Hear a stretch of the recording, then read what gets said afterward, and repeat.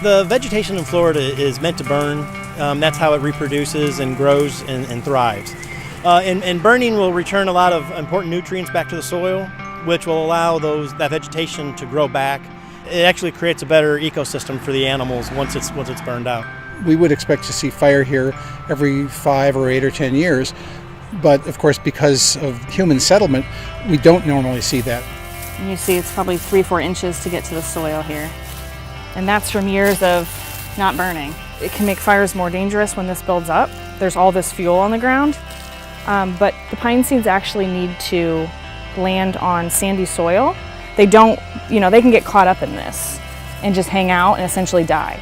And fire helps sort of keep the reproductive cycle healthy. So this is a longleaf pine, but you can see one of the features that make it able to withstand fire.